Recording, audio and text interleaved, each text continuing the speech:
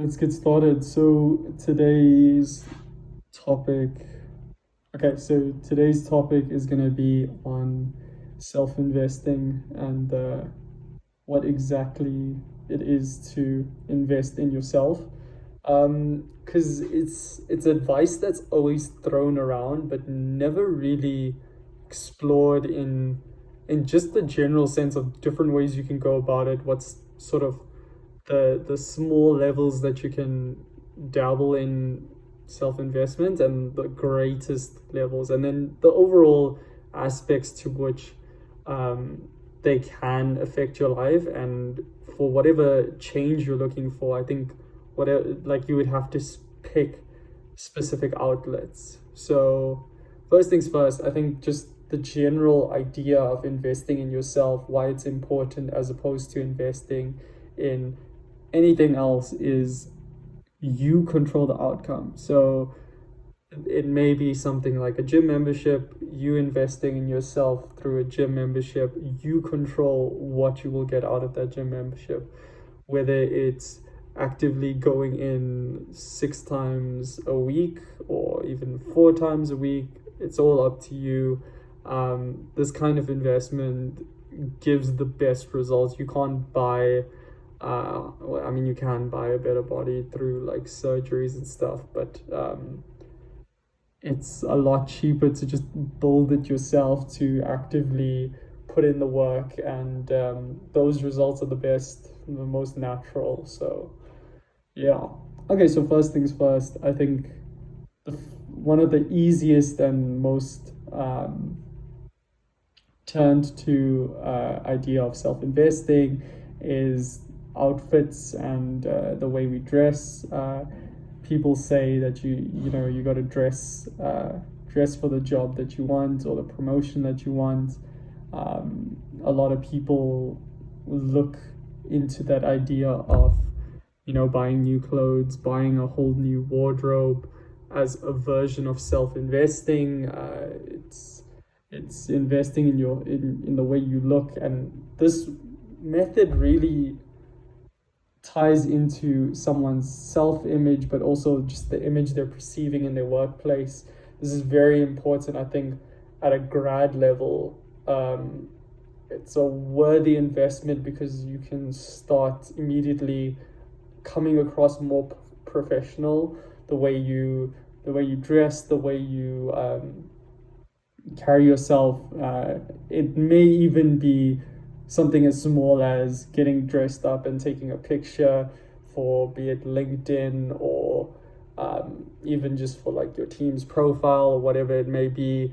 It's so important that you create some sort of persona for your role or your job, because you're ultimately selling yourself. You're selling your package, and your outfit ultimately determines the first impression everyone's going to get. And on top of that, it just dressing the part, really, it's like putting the bow on a great experience. Obviously, you can't put everything into it, and that's not always going to carry you for like years in just like by dressing well for getting jobs, etc. You still got to do the work, you still got to learn, there's so much. But that first impression that you create, it's so useful for interviews, so useful for your first day on the job, even months into the job,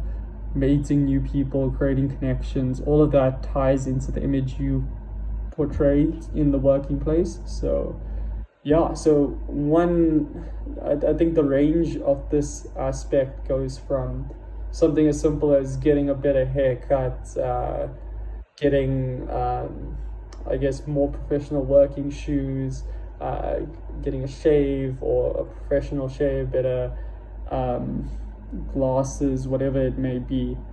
One of the other things it can range is like I got braces. That's one big thing that you can go. Can be quite costly, but I mean, fixing your teeth, if it's really bad, mine wasn't too bad. If it's really bad, can really help your image, especially when you are working in the professional environment. There's other things like surgeries and stuff, and I mean that's more the like more expensive end of things, and is really not necessary unless it's going to net you some huge profit or some huge promotion.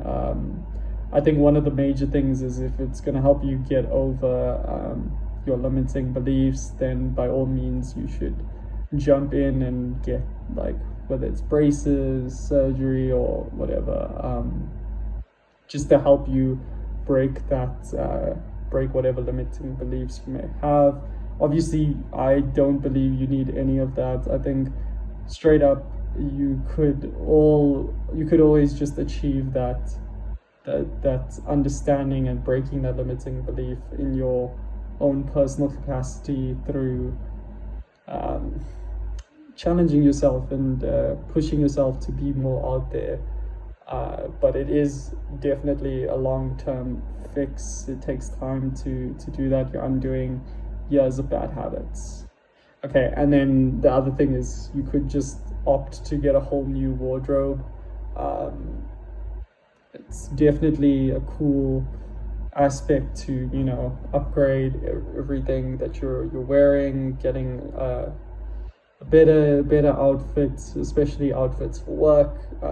In the grads, like I said before, like as a grad, you possibly coming out of university, it's good to start dressing like you're not some uni kid anymore, and that you're actually a grown professional.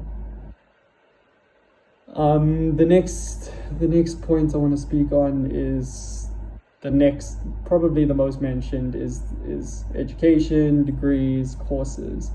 Courses is the easiest thing to run into once you get into the working space. Most companies provide the coursework, or at least subscriptions to a coursework like provider. The next stage is like degrees, continued studying. I feel these days like the degrees take too long to get the desired outcome. I think it's much better to challenge yourself to doing some projects, and I mean, you're not wasting the cash towards that. Not that it is ever wasted on a degree. I think degrees are very well thought out, structured programs that can really get you to a result. But if you have the discipline to approach a whole new topic on your own, you can most definitely get by without an actual structured degree, and you could gain the same knowledge through what's available through the internet, books. We live in a very connected time, so yeah. And I mean, this ranges from anything from a small book from bookstore, be it on psychology, self-help, business, or just general reading for pleasure. Reading is a great habit, especially in the workplace. A lot of people skim through most of what they need to read. A lot of people don't look forward to reading. Just having reading as a habit is something that will definitely set you apart from other people within your working space. The other thing regarding education and degrees, these things go all the way up to MBAs and high quality certifications. Like these, usually what I'm referring to here is like specialization certifications. These are like boards or specific exams or certifications that you need to get done to sort of practice in that role. These things definitely pay off. The advice I've heard is it changes the way people view you, but it doesn't change any change that's really going to come out of it is really going to come out of your own hard work. And yes, once you have a little badge next to your name or a few extra letters after your name, be it whatever the qualification, there's a bigger expectation for you. And I mean, that you don't need to get a qualification to have that. You can take yourself seriously, you can learn that same information, and you can form that same professional opinion without the qualification itself. But yeah, anyway, so like, again, these are the higher end stuff. These things can take up to 3 years, maybe longer, to actually achieve. MBAs are very expensive, but I mean, it is a form of self-investing, and it's experiences that can really shape your career. So that's definitely one aspect. Courses, degrees, and education that is worth exploring. The next aspect that I want to speak on is travel and experience. This is probably the most appealing of the list to anyone coming out of university.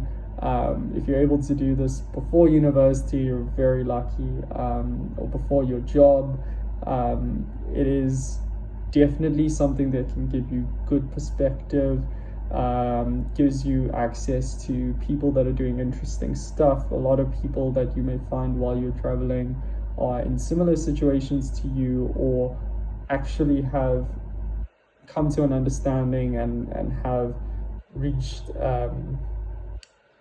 a better solution to the work problem, I guess, if it is a problem. I did some travel. I met a lot of people working remote. It was very, very inspiring. It set the tone to how I want to work in the future. And yeah, it's just given a better perspective on what more there is out there. Especially when you're like coming out of university, you've had like a taste of like university life, but it really is easy to start sinking into past habits, especially if you're been in an area for more than 4 years or 5 years. The last point, these travel experience, they range from something that could be a short getaway. It could just be, a change of scene, a half an hour drive to a different area, give yourself some space, some time to think, and just a new perspective, to something that could be an overseas trip, where you're exploring multiple cities, staying in hostels, etc. I think that is obviously the more expensive side, because you have to deal with visas and such. But on the lower end, I think it's the smaller end is not worth writing off. I think there's definitely huge benefit there. Just a weekend away from your life and your general day-to-day and your standard people in your circle. It's also good to get a break and just gain that fresh perspective. Last aspect I want to speak on is just gym, diet, health. These aspects is, I think, one of the best forms of self-investing. That's why I saved it for last. I think this portion here really ties into what most people, most grads, most people leaving university should be focused on. Just health alone is a massive factor. Yes, it's important to make money. Yes, it's important to have a career, but just having your health sorted out is huge.